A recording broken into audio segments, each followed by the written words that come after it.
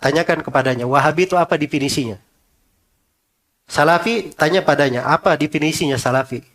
Paling jawabannya Wahabi, Salafi itu yang tidak suka tahlilan. Itu kan masalah pribadi, masalah ijtihadi. Kalian katanya orang-orang yang menentang intoleransi. Masa orang berbeda pendapat, ini tahlilan, sana tidak tahlilan. Ketika masuk masalah datang acara, ada yang melakukan peledakan, semuanya melakukan Salafi Wahabi. Itu tidak benar namanya. Tidak adil.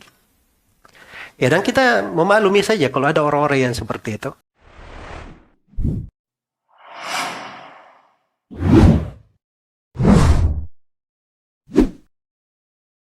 Tentang individu teroris yang saya sudah paparkan tadi, bahwasanya tidak hanya aksi fisik saja, tapi juga ada aksi ideologi.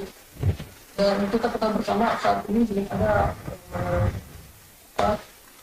terlalu bebas dalam perayaan itu yang saat ini yang memuat konten-konten yang sebetulnya radikalis dan sampai kepada aksi teroris yang sudah diterjemahkan ke dalam buku berkata dokter.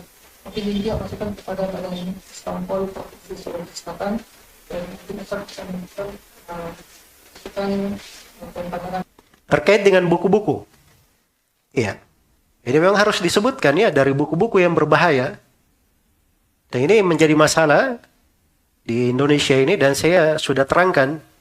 Saya sampaikan secara langsung kepada pihak yang berwenang, kepada lembaga-lembaga yang memang menangani langsung, dan juga saya sampaikan secara umum supaya diwaspadai. Ya, bahwa di Indonesia ini terlalu bebas dan dibebaskan mencetak buku-buku Ikhwanul Muslimin. Kalau ada buku-buku Ikhwanul Muslimin itu hati-hati.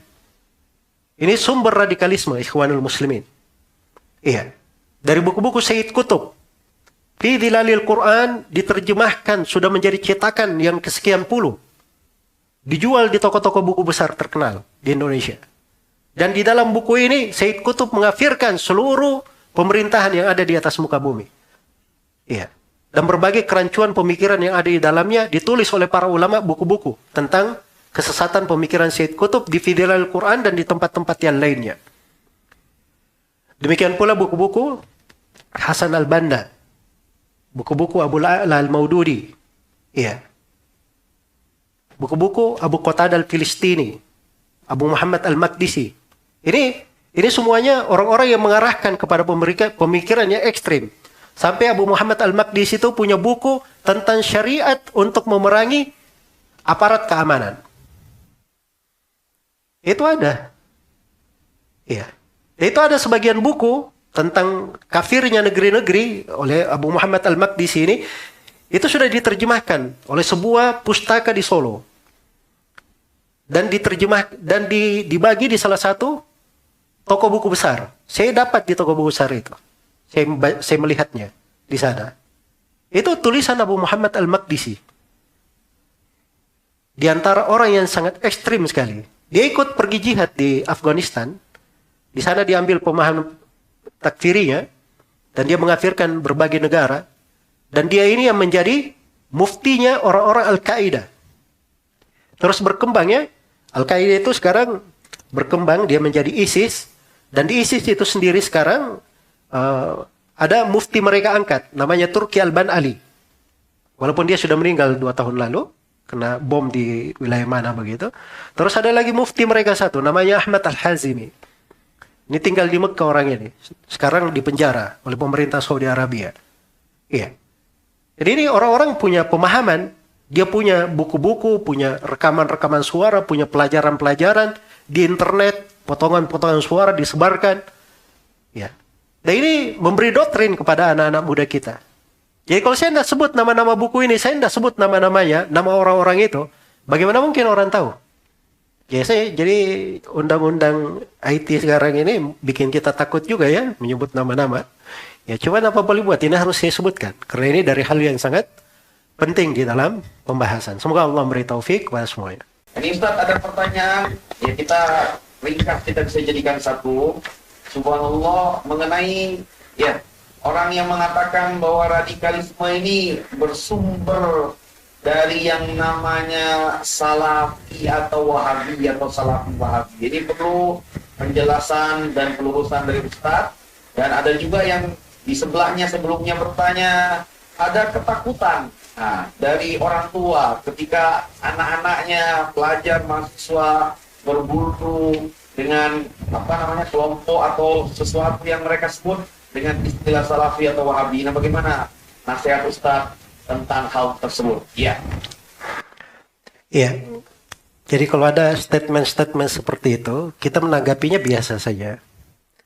Karena itu warna dan mungkin kondisi pribadi kepada orang yang mengeluarkan statement. Ya, dia mungkin ada masalah dengan orang-orang tertentu. Dia merasa dirugikan oleh orang-orang tertentu, merasa disaingi oleh orang-orang tertentu. Akhirnya mengeluarkan statement yang sebenarnya itu bermanfaat untuk dirinya.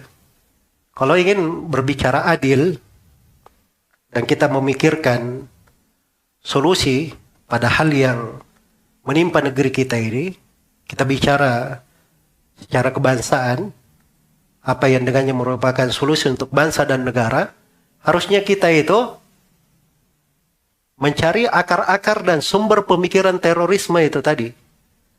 Kemudian kita menyebarkannya di tengah manusia. Kalau ada orang-orang yang berpemahaman radikal, dia datangi, diajak diskusi. Iya. Sekarang kalau dia menuduh Wahabi, tanyakan kepadanya, Wahabi itu apa definisinya? Salafi, tanya padanya, apa definisinya Salafi? Paling jawabannya Wahabi, Salafi itu yang tidak suka tahlilan. Itu kan masalah pribadi, masalah ijtihadi. Kalian katanya orang-orang yang menentang intoleransi. Masa orang berbeda pendapat, ini tahlilan, sana tidak tahlilan. Ketika masuk masalah datang acara, ada yang melakukan peledakan, semuanya melakukan Salafi Wahabi. Itu tidak benar namanya. Tidak adil. Ya, dan kita memaklumi saja kalau ada orang-orang yang seperti itu.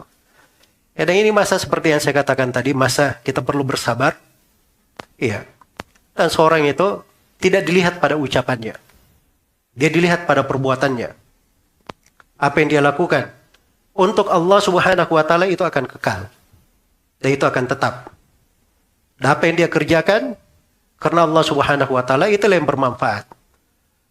Ya, dan seorang muslim itu yang ilmunya baik dan benar, dia bermanfaat untuk orang-orang lain dan dia bermanfaat untuk negeri yang dia pijak. Dan dia bermanfaat untuk negeri yang dia pijak. Dan seluruh hal tersebut guna meraih ridha Allah Subhanahu wa taala. Semoga Allah memberi taufik dan petunjuk kepada semuanya.